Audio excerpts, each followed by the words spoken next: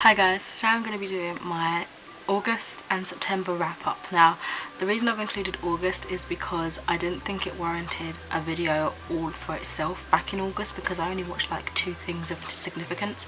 So I thought I'll hold off and wait until I film my September one and then it will compile a lot, and I actually watched a lot of stuff in September that I want to talk about, so I guess it worked out well.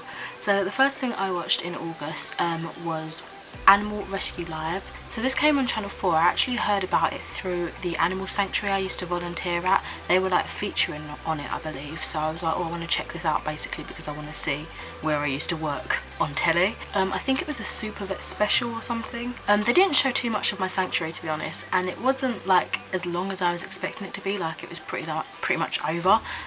There were like a few episodes in it, but the episodes to me felt quite short. So basically they showed us all the animals that are up for adoption and that were being adopted. Really made my heart warm to see them all get looked after, so it was just a really nice kind of informative TV show about animals, to be honest. I ended up giving it 5 stars. I really did enjoy it. The last thing to mention for August that I watched was Nowhere Boys Season 2. But if you've seen the vlog that I did when I was hanging out with my cousins for the day, I'll link it in the cards if you haven't. You may have heard me mention that I was excited for a Season 2 to come out, only I didn't realise that it was out so soon. As I was basically speaking about it, I wasn't expecting one to just pop out all of a sudden. Yeah, shortly after I actually stumbled on Nowhere Boys on the BBC iPlayer, and I was like freaking out with excitement because I didn't realise that it had like already started airing. So I binge watched the whole thing. I'm not on CBBC much these days, but I swear I had a series link set for that show, but for some reason it didn't record, so I don't know what happened there. Maybe someone cancelled it.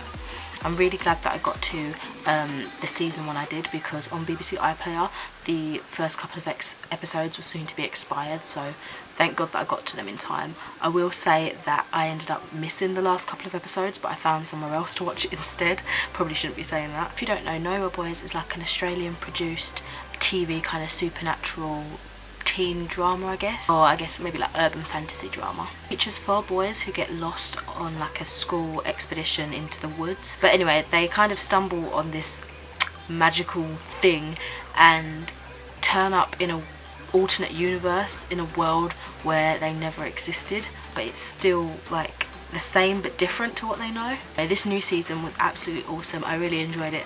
For some reason, that's just a show that I was instantly gripped on as soon as I started seeing like the first episode of the first season. I don't know why, but I was suctioned to it. It's such a fun, like action-packed teen drama, really. I ended up giving that 5 stars as well. The next thing I want to mention is also another TV show.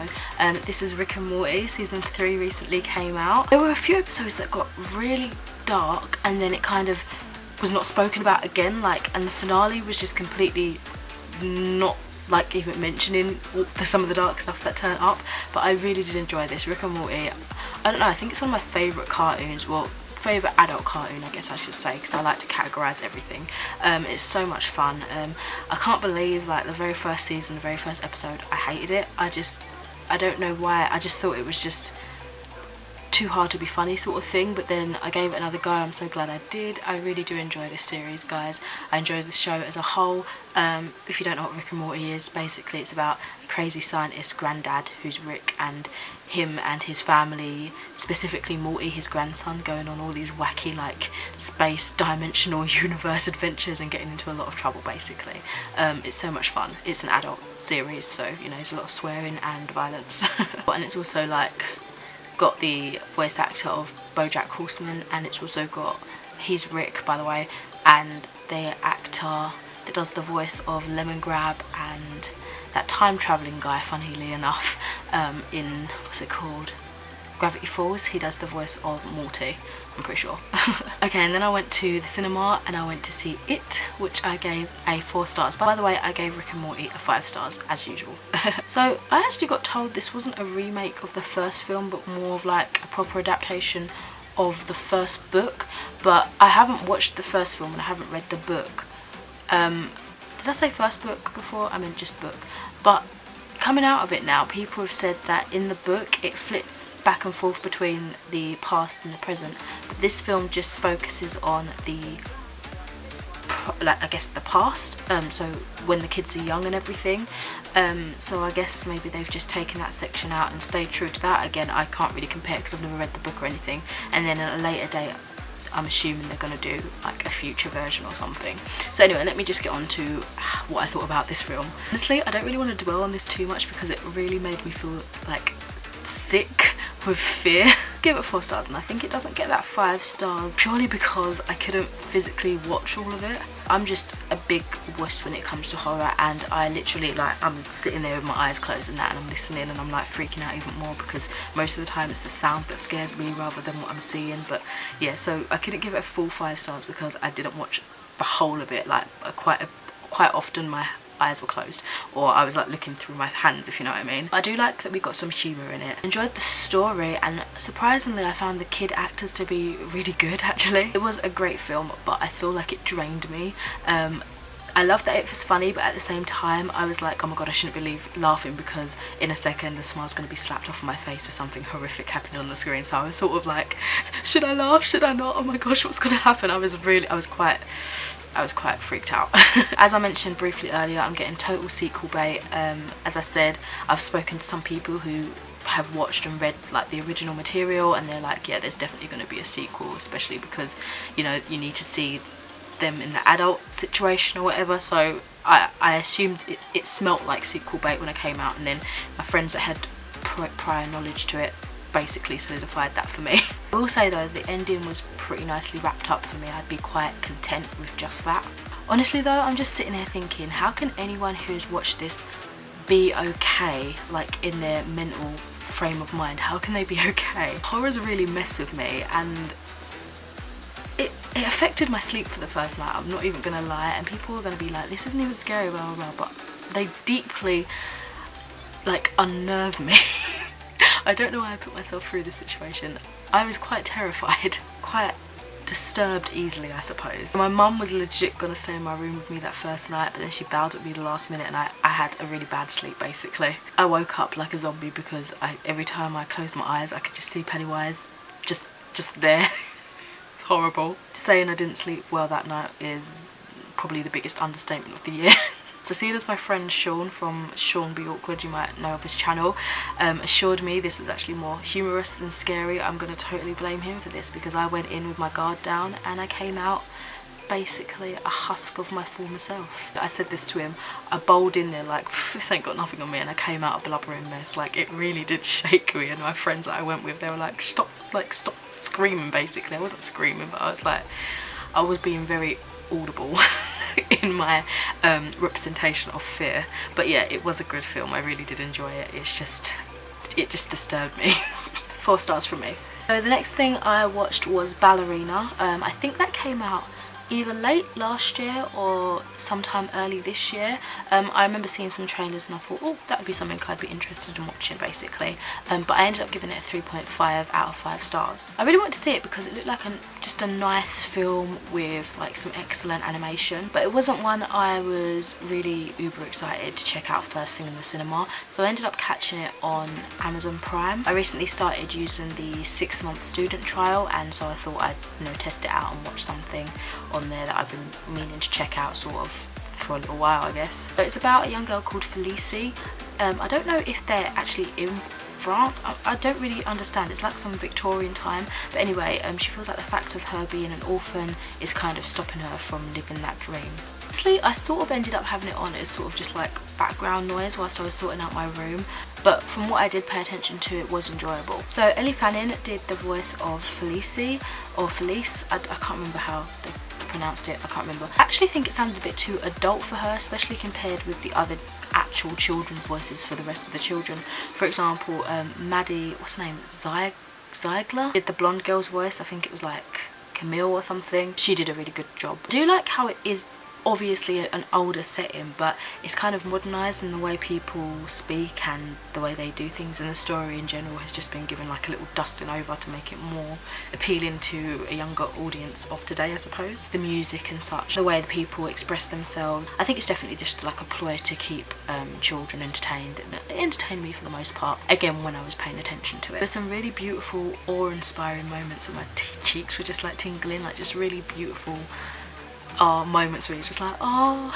It sort of had Icarus vibes, if any of you know of that Greek mythology story, considering Felicie's best friend in it. That kind of took that sort of storyline, which was interesting, but ultimately it didn't really serve an incredible amount of purpose to the overall story. It's just like a little side thing to worry about throughout the story, I suppose. But yeah, it was alright, it was decent. Kids will probably enjoy it more than I did, just because I didn't think it had enough oomph, but overall it was an alright film. Next up, I watched Bad Mums, which I gave 3 stars. This is starring Mila Kunis, who I absolutely adore, and I think she's heavenly, to be honest. Trailers of this looked really funny, and again, I didn't really want to go out to the cinemas to see it, so I took advantage of the Amazon Prime trial and checked it out. This is basically just like a comedy about a mum who snaps and rebels against society and all that sort of stuff. Honestly, this wasn't as awesome as I was expecting. It was just okay as some nightly entertainment to pass some time, I suppose, but it's not going to stay with me. I probably wouldn't watch it again. I will say though, I really liked the bit at the end, like during the credits or whatever, or maybe it was after the credits, where they were talking, like there was an interview between the mums and their mums, like in real life, and they were just telling stories about, you know, how they grew up and how they treated their children as they grew up, and that was quite funny and warming to watch. I quite enjoyed that bit. But yeah, maybe an older, like a generation of mums would enjoy it better, because maybe it's a bit more relatable, but seeing this as someone with no kids and not really at that age of my or time in my life, it just was alright basically. Oh no, my camera needs charging, so I'll come back shortly.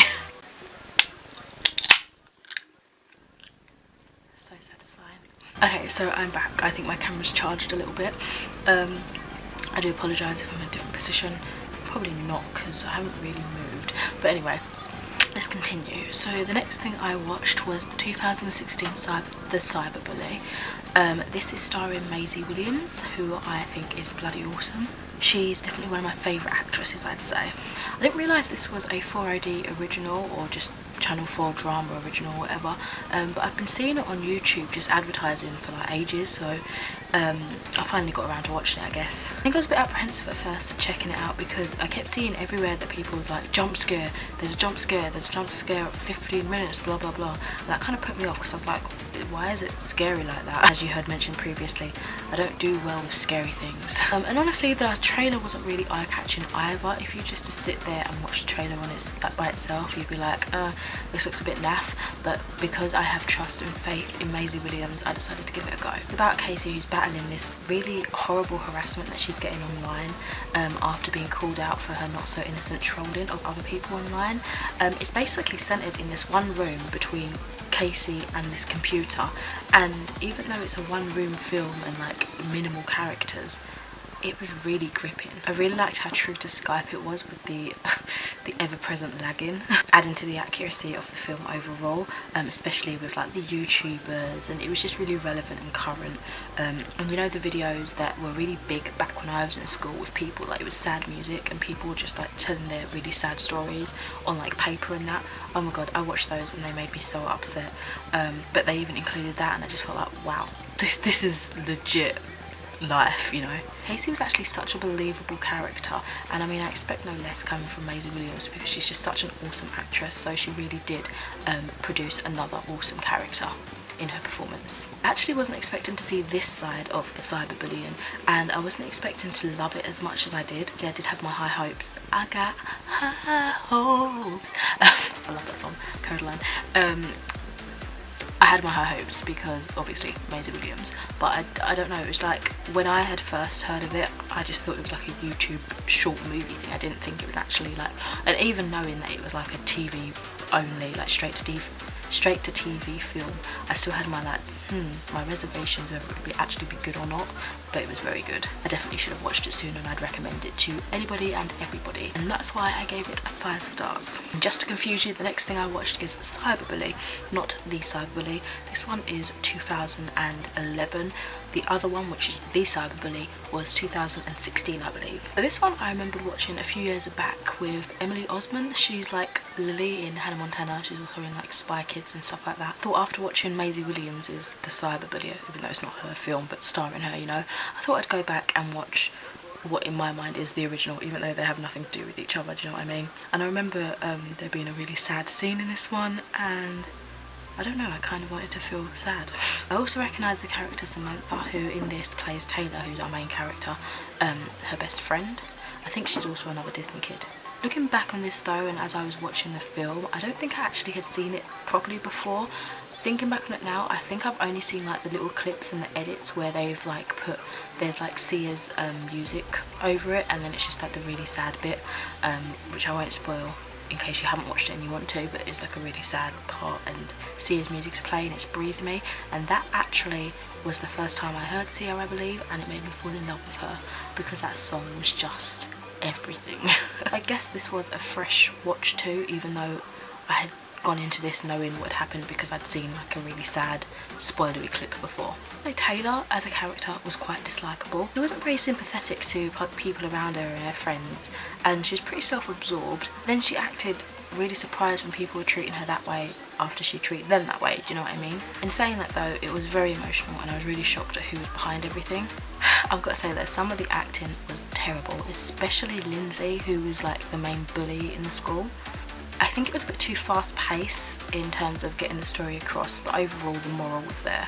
Definitely made a big point of, you know, back in the day when you couldn't really do anything about cyberbullying, it was just a fact, it was there and the police couldn't get involved. They didn't basically have any territory to stand on, it was out of their field, and it definitely showed the impact that that had on people, because cyberbullying is a horrible term of bullying, you know, and it does kill people basically.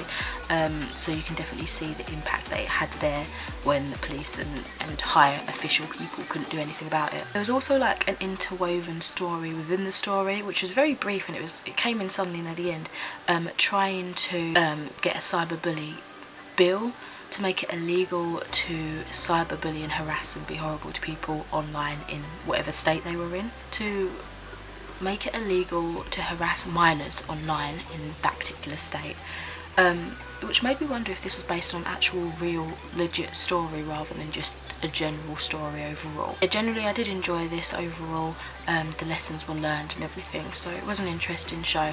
4 stars I'd give this, but I definitely preferred the cyberbullying as opposed to this one. And last for films, and before I get to a little honorary mentions, I watched the BFG, which was the 2016 remake. I gave this a 3 out of 5 stars. Although very visually interesting, it was kind of boring, to be honest. I remember being, I can't get my words out, I remember being so excited when I saw the trailers for this. I was like, oh my gosh, this is awesome, I've got to see this in the cinema. I didn't end up seeing it in the cinema, and I'm kind of glad I didn't, because I would have felt like I wasted my money because it was boring. I mean, so much so that it made me sleepy, and ended up watching it in like halves with like days between. And to be fair, I could have been quite content just leaving it and not going back, but I felt that was unfair to like give it a review like this and then, you know, I didn't give it a chance. I wouldn't have given it a chance to see if it got better in the end, which didn't really. Still my opinion kind of stayed the same, but you know, it is the point of it, I suppose. Sophie kind of annoyed me. I didn't like the way the kid acted her. It was just too much and just irritating. I was just like, oh, sharp. But also the very ending did warm my heart. It was really quite sweet and funny. I did like when the BFG was making himself like silhouetted to hide like in the dark. He was basically using the dark and his like body to silhouette himself and hide from other humans and stuff, which was really quite creative and clever. Yeah, it definitely was a sweet adaptation, but for the most part it's just too slow going for me to keep my focus on it. So yeah, that got a 3 stars from me. And as for honorary mentions, I just got one show I'd like to quickly mention, and that's called Liar. I think it's going to be a 6-parter. I have currently only watched 1 episode, but I have the rest recorded. It's basically a new TV drama on ITV3. Was it ITV1? ITV1 I think it's called. The advert was really eye-catching, so I definitely suggest watching that if you're interested. It's quite compelling. It's giving me like mystery like vibes, like oh my god, what's happened? Who's telling the truth? It's really cool. I don't know why I described it like that. Basically we're seeing 2 sides of a story. From one is an unreliable source and the other, well, they both have very good jobs, and that can like kind of sway your opinion, make you think, oh, but surely they can't be telling a lie because of this and that, do you know what I mean? So one is a little bit unreliable, you find out in the first episode, so it kind of makes you sway a little bit more and you're really never sure who's telling the truth, but it's very interesting perspective. So overall I've watched quite a few things. I mean, I've watched a bit of horror, a little bit of bullying, suicidal things with like mental health involved there, leading up to October, which is actually quite good because obviously Halloween. October is a spoopy month. It's the month of Halloween and all things witchy and creepy. But as well, I don't know if it's just for books, but I'm pretty sure it's Mental Health Awareness Month as well. So I guess I watched a variety of things that kind of fit into October's category, but I guess I watched them earlier than that. I'm going off on a bit of a tangent. I don't really know what the point of me saying all that was, to be honest. But anyway, I do hope you've enjoyed this video and hoped you've enjoyed my reviews. If you've watched any of these things, let me know what you thought yourself. Again, as usual, if you have any spoilery things you want to mention, just put that in the comment and like leave a couple of spaces or whatever.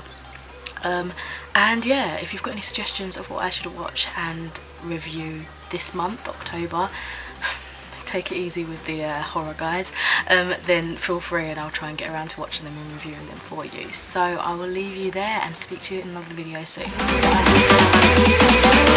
Bye.